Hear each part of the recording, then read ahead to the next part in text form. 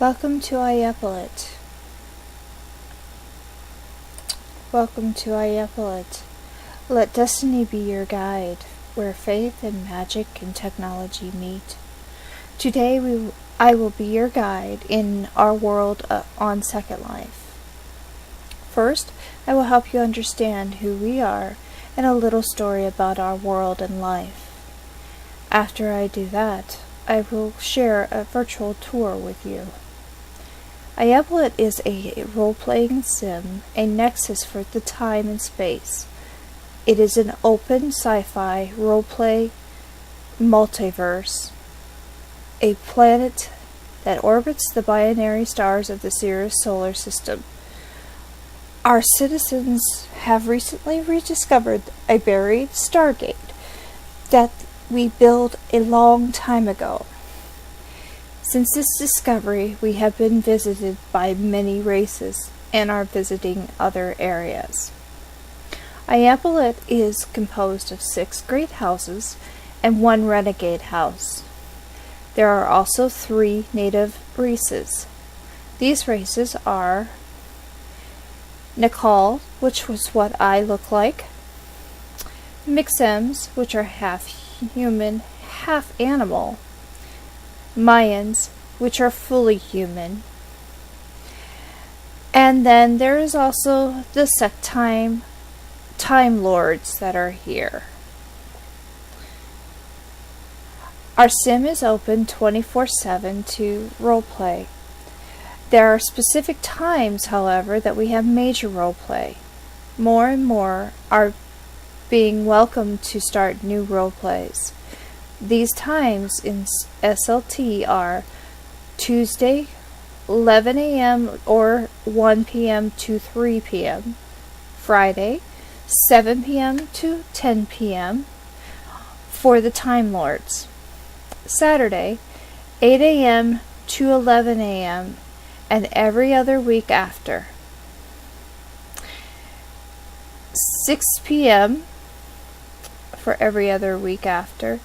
And also, the Saturday roleplay tends to be with Pathfinder, who we are visiting other sims if we are not with them.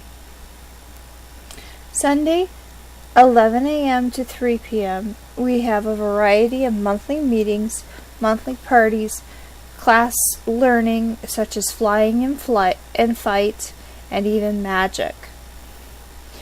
More roleplay is welcomed should one choose to have one. Just let me know. Our calendar can be found by looking up Ayapeliat on Google. Of the great houses that I spoke to you, there are 6 great houses and 1 renegade. The first house, the House of Kenue, is the house of water, healing. They wear blue.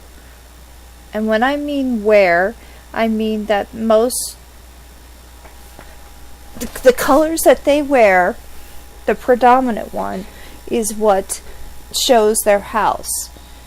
Now, I'm the only one who wears purple besides my brother, but that's because I'm royalty.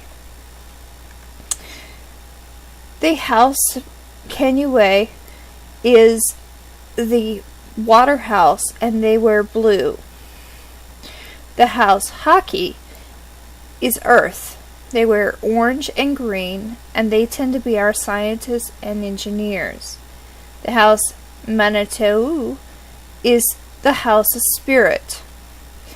They wear sky blue and white. The House of War, House Duel, and House Guard, they wear red. These are our warriors. Whereas spirit is our counselors and high priestess. House Air wear yellow and brown. Le Pourquoi. These are our traders and merchants and musicians. House Deerhunter and Demandrick also known as the House of Lightning, is only of the ruling class, and there were only two, T'Pol, Karsa, myself, and T'Pol Kennett, my brother. We are the only ones allowed to wear purple. Other common colors that can be found worn are silver, gold, and black. Anyone can wear them. The House of Void, however, is the renegade house. They are corrupt and criminals, and they are played by NPCs. Our way of life mixed about with construed with the Mayan type of life before they came to Earth. After all, we are the Cirrus conspiracy. We are the ancient ancestors that once came to the territories that you call the Mayan territories, and we taught them how to write, do mathematics, build pyramids, use crystals, and other forms of technology before we were found our way back home.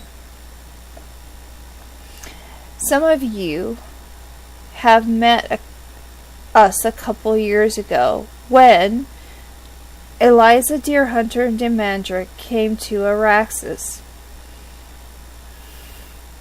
to find a way to help and save her people. Well, we are her people. Her people were dying of a terrible degeneration problem caused by the notorious Lord Belvazar, who also created the Mixums, and his lovely half-daughter, Lady Willows of House of Void. This is why House of Void has been considered the renegade and abandoned. Eliza helped with the help of Kennett, became blood relatives, and created the Hotonagi. She attempted to help him return to power as Naib, but they met with many failures and situations. First, they met with the Myrmidons and the Asgardians. These were nice people to her. They helped her get what she needed for her research.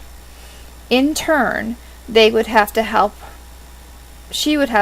them stop the regeneration of the Asgards and a new race that the Myrmidons had been hiding.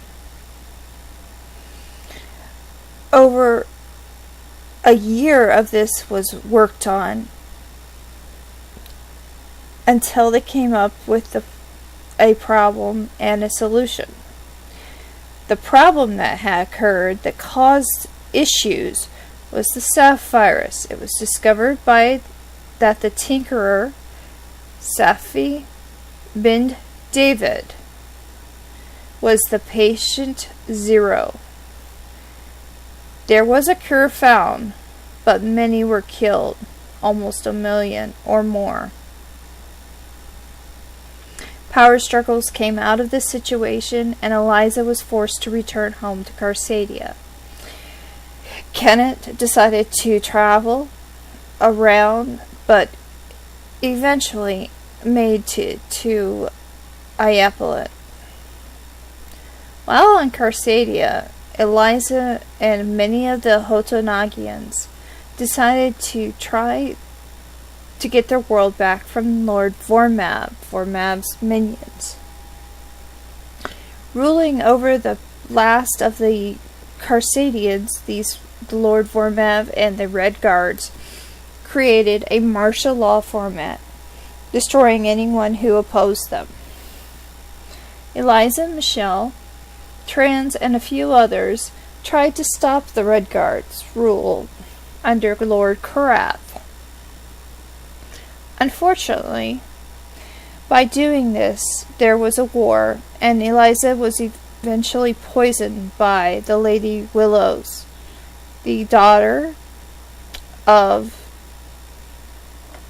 Lord Velvazar, who still lived.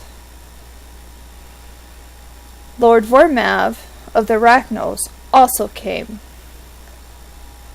Willows decided to retaliate, then to let Eliza rule.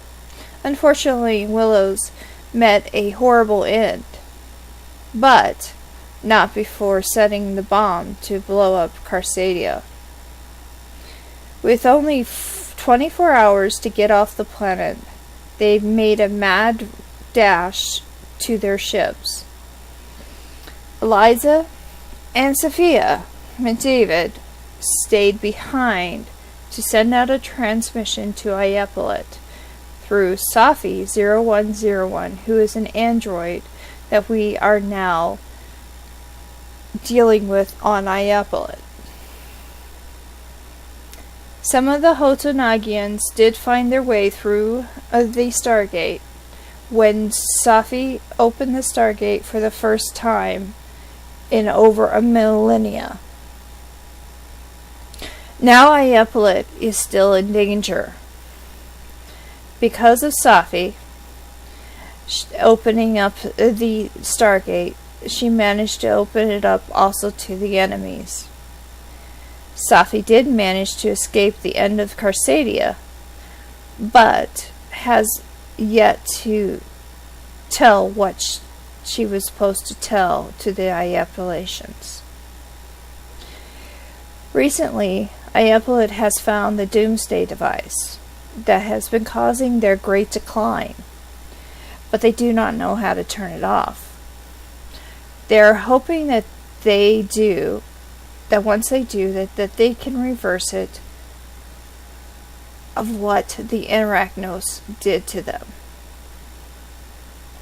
and possibly help them get so that they no longer have a problem with the House of Void.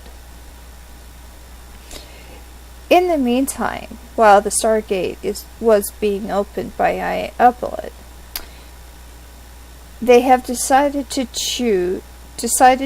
fly the gray shadows so that they could learn more about their past that they have been missing for so long. While doing this, they found a book called the Book of Mysteries. This Book of Mysteries had given them numerous clues of what is possibly in their past, some good, some bad, and some about the House of Void. They don't know which one is true and which one is false, so they have to travel to find which ones.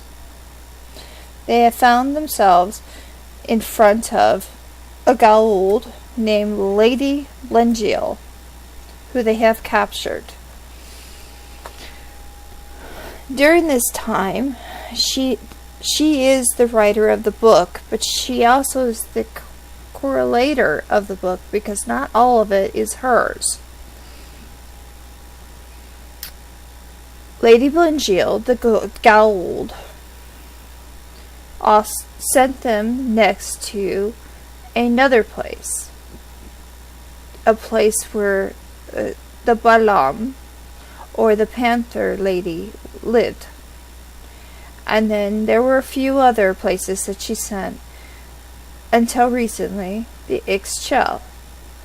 Now, we have, just even today, saw Kukulkan, who gave them a reason to go after another one in the near future.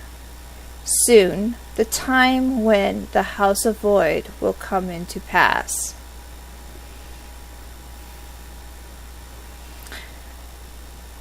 While they are discovering these mysteries, along the way, they will learn new techniques, technology, gather information, learn about the past, and find other ways to make life more bearable. I ask you, won't you join us for this great adventure, where history, technology, science, and faith all come together in one place, in time or in times under the Nexus. Here, we welcome open sci-fi. We have a bit of Stargate, Starfleet, Star Trek, Time Lord, Star Wars, and Firefly type roleplays, working in the time-space nexus.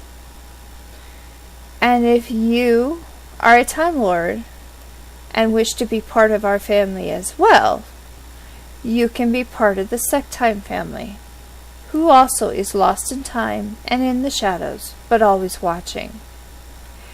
Let destiny be your guide. Adventure, family, and a whole new world awaits you.